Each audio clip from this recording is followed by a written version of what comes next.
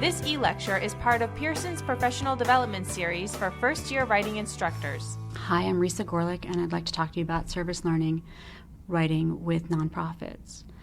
When you use nonprofits in your class, students have a real audience to write for. They see a purpose to write, and they come up with projects that you wouldn't necessarily assign on your own because they have some freedom.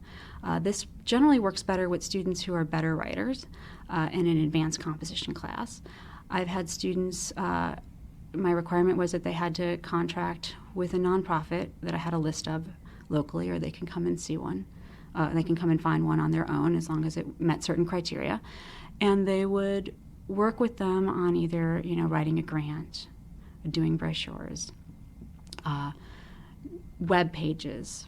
The requirements for my class were that they needed to know how to do these things without additional help. So if they were going to write a web page, they had to know how to do that already.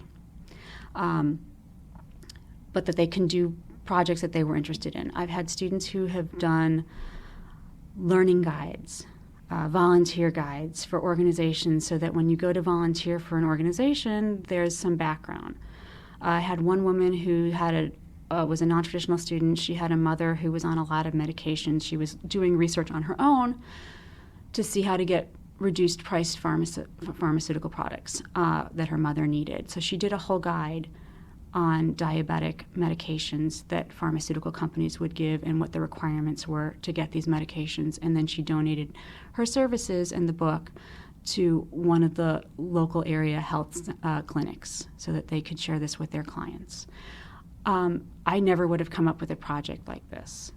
And students, when they're invested in these ideas and the writing is so much better because it means something to them. It's not the traditional research paper where they, get an idea, brainstorm a couple minutes or a couple days, go to the library, grab a couple of sources, download stuff off the internet, write up their paper, hand it in, get back the grade, look at the grade, throw it in the trash or in their folder as they walk out the door and never look at it again. These are projects that live on.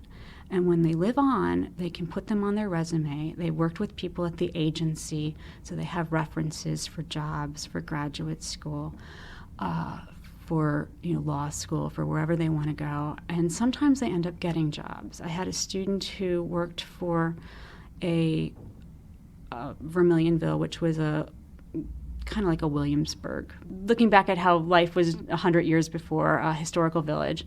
And the lieutenant governor was head of tourism in Louisiana, and she was coming through one day, and he was doing a program on French immersion for his school district at home.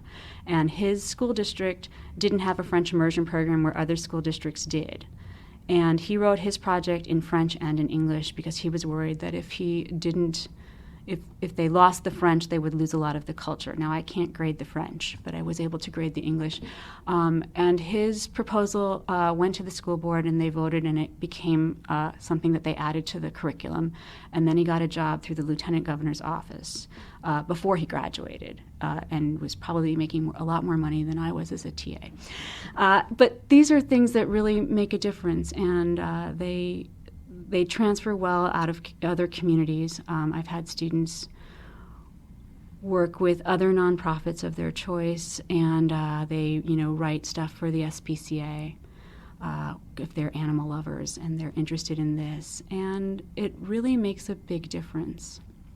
One of my students contacted me the other day that I'd had a few semesters ago, and she had done a proposal for our campus in New Jersey where it would sponsor some type of shuttle service so that students can get back and forth from the bars without having to get into their cars. There were a bunch of DWI incidents and accidents on with students at our campus. And the dean of students didn't want anything to do with this when I sent her to go talk to her. So I called the dean of students' office, and I'm like, the student did a lot of research, and she has a really good idea. I think you should at least hear her out. Give her 10 minutes. So she gave the student a meeting with her, and, and 2.5 hours later, the student emerged from the meeting saying, wow, she finally got through to the dean of students, and they funded the program for a pilot last semester. So these are things that make a difference not only on your campus, but well beyond. And then the students, I think the benefit to having them do these kinds of writing is that they're doing the same kind of writing that they would do in a professional writing class or in an advanced composition class, but they're seeing some results so that their writing has some meaning to it. For additional e-lectures, visit Pearson's professional development site for first-year writing instructors at www.pearsonhighered.com/compro.